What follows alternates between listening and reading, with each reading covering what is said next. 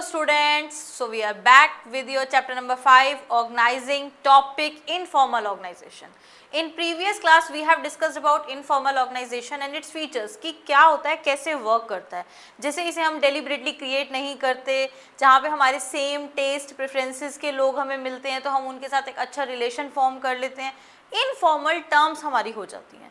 तो ये जो इनफॉर्मल ऑर्गेनाइजेशन फॉर्म होता है जहाँ पर हम किसी सोच समझ के रूल रेगुलेशन को फॉलो करके या किसी चेन को फॉलो करके रिलेशन में नहीं आते, but because of common interest thoughts ideas हम एक दूसरे के रिलेशन में आते हैं, इमोशनली एक दूसरे के साथ अटैच हो जाते हैं. तो ये जो इनफॉर्मल ऑर्गेनाइजेशन फॉर्म होती है वो हमारे लिए एडवांटेजेस क्यों हैं, इंपॉर्टेंट क्यों हैं.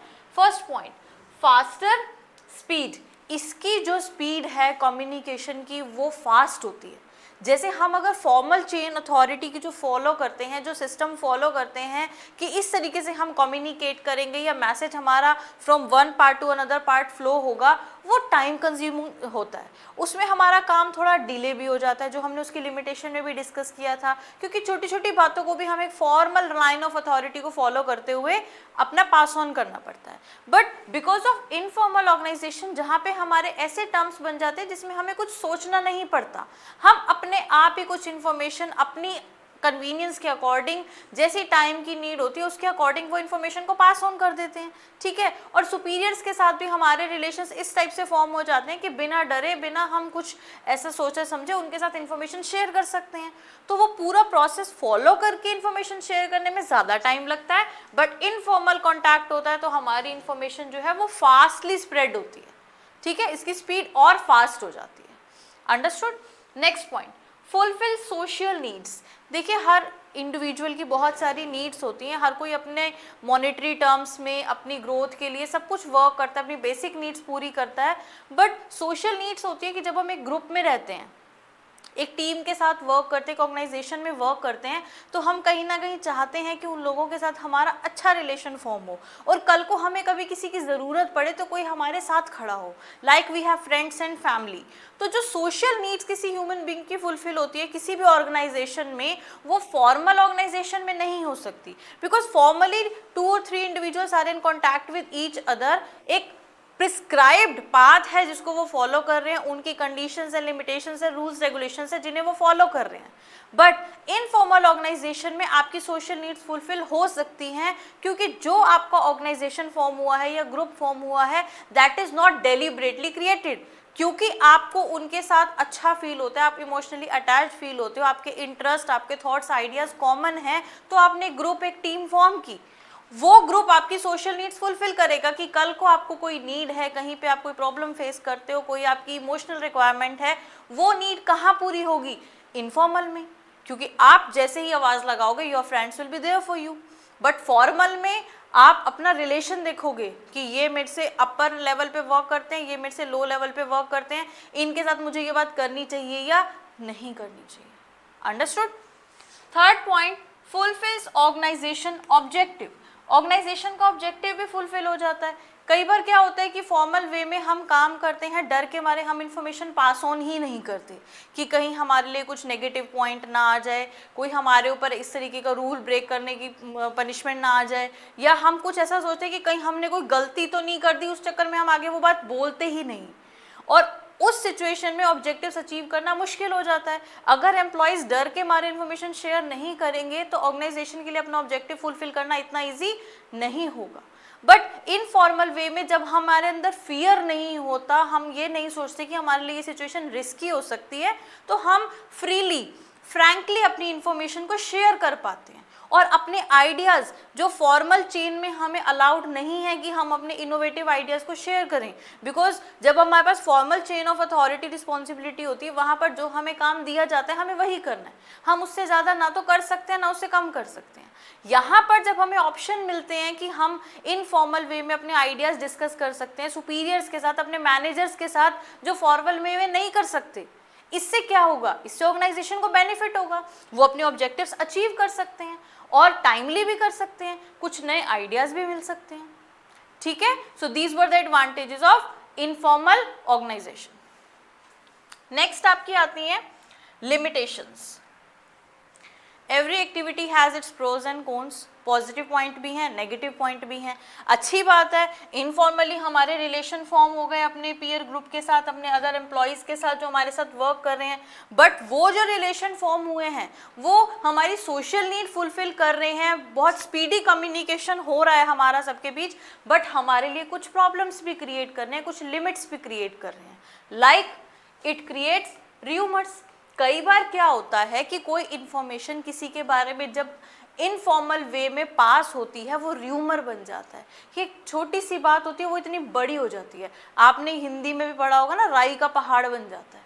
ठीक है, किसी के लिए कोई पर्सनल फीलिंग होती है, उसके कोई पर्सनल इमोशन होते हैं, जब वो कोई दूसरे लोग आपस में शेयर करते हैं, डिस्कस करते हैं, तो वो सोर्स तो पता नहीं चलता कि बात कहाँ से शुरू हुई, बट वो र्यूमर बन जाता है, एक अफवाह बन जाती है किसी चीज़ के बारे में। ठीक है, तो इनफॉर्मल के ये बहुत बड़ा ड्रॉबैक है कि एक तो आपको सोर्स नहीं पता चलता कि इन्फॉर्मेशन आई कहाँ से, और वो इतनी स्पीडली स्प्रेड हो जाती है कि वो अफवाह बन जाती है। ठीक है, next, pressure of group norms. ठीक है, हमारी जो एक सोशल स्ट्रक्चर फॉर्म हो जाता है, हमारा ग्रुप, हमारी टीम, हमारे फ्रेंड्स, फैमिली फॉर्म हो जाते हैं, हम ऑर्गेनाइजेशन में मिलते तो फॉर्मल वे में है, बट फॉर्मली जिन टीम के साथ हम वर्क करते हैं, कहीं ना कहीं हमारे इंटरेस्ट और थॉट्स जब कॉमन होते हैं तो हम फ्रेंड्स भी बन जाते हैं। इवन अपने सुपीरियर्स के साथ भी और अपने सबऑर्डिनेट्स के साथ भी हमारे बड़े फ्रेंडली रिलेशंस हो जाते हैं। तो वहाँ पर कुछ एक्सपेक्टेशंस भी आ जाती हैं, जो एज अ फ्रेंड आपका सुपीरियर या आपका सबऑर्डिनेट आपसे एक्सपेक्टेशन रखता है, वो एक्सपेक्टेशन कई बार आप अपने फॉर्मल वे में फुलफिल नहीं कर पाते, तो आप उन ग्रुप नॉर्म्स के प्रेशर में भी आ जाते हो कि वो मेरा जो ग्रुप फॉर्म हुआ है उसके कुछ एथिक्स है, कुछ नॉर्म्स है कि मुझे अपने फ्रेंड्स के लिए ये करना चाहिए। इनफॉर्मली तो यू कैन डू सो, आप कुछ भी कर सकते हो अपने फ्रेंड्स के लिए, बट जब आप फॉर्मल वे में एक दूसरे के साथ काम करने आते हो तो आप इतने ईजिली अपनी जितनी भी आपकी मतलब कह सकते हैं कि आपके जो एक्टिविटीज़ हैं, जो भी इमोशंस हैं, उन्हें साइड में रख कर ही काम करोगे। फॉर्मल वे में आपके इमोशंस आपके लिए वर्क नहीं करते। ठीक है, वो आपके ऊपर प्रेशर डालेंगे जो आपके ग्रुप के नॉर्म्स होंगे। Last, it resist change. देखिए क्या होता है ना, जब एक फॉर्मल स्ट्रक्चर डिजाइंड होता है कि ये काम ऐसे होगा, इस पाथ से हम इंफॉर्मेशन को फ्लो करेंगे, कम्युनिकेट करेंगे, तो हमें कहीं भी कुछ कमी नज़र आती है तो उसके लिए हम नए नए इंट्रोड्यूस करते हैं, टेक्निक्स इंट्रोड्यूस करते हैं, या हमारे जो चेन ऑफ अथॉरिटी थी या जो वे ऑफ कम्युनिकेशन था उसमें चेंजेस कर देते हैं। कि हमें ऐसा लगता है कि इसमें ज़्यादा देर लग रही है तो हम अपना चैनल छोटा कर देते हैं, हमें ये इन्फॉर्मेशन इतनी देर तक पास करने की ज़रूरत नहीं है, तो उसकी अथॉरिटी हम लो लेवल पे ही दे देते हैं कि बार बार उन्हें अब टॉप लेवल के पास पूछने ही ना जाना पड़े। तो जब फॉर्मल एक चेन होती है, एक चैनल होता है कम्युनिकेशन का, प्रिस्क्राइब्ड होता है, तो उसके अंदर कुछ भी चेंजेस इंट्रोड्यूस करना ईजी है कि चैनल को आपने एक्सपैंड करना है या कॉन्ट्रैक्ट करना है, आप कर सकते हो। बट इनफॉर्मल में तो आपको पता ही नहीं है कि इन्फॉर्मेशन स्टार्ट कहाँ से हुई, सोर्स क्या था, एंड क्या होगा, आप किसी के साथ सही कर रहे हो या गलत कर रहे हो, तो यहाँ पर चेंज लाना इतना ईजी नहीं होता। ठीक है, और फॉर्मल रिलेशन में आपकी अपनी पोजीशन की एक रिस्पेक्ट होती है कि आपके सुपीरियर हैं या आपके सबऑर्डिनेट हैं, वो उस रिस्पेक्ट से उस पोस्ट के अकॉर्डिंग आपके साथ बिहेव करते हैं, बट इनफॉर्मल वे में सब इक्वल हो जाते हैं। Understood? So these were the advantages and limitations. Next let's discuss one case study related to this topic. As you have seen this picture, आप इस पिक्चर में देख रहे हैं कि these employees are discussing something और they are gossiping about it, ये gossip कर रहे हैं। तो यहाँ पर ये इस टाइप के picture based questions you will have in your exam. ये क्या पूछ रहे हैं कि this picture given here is very closely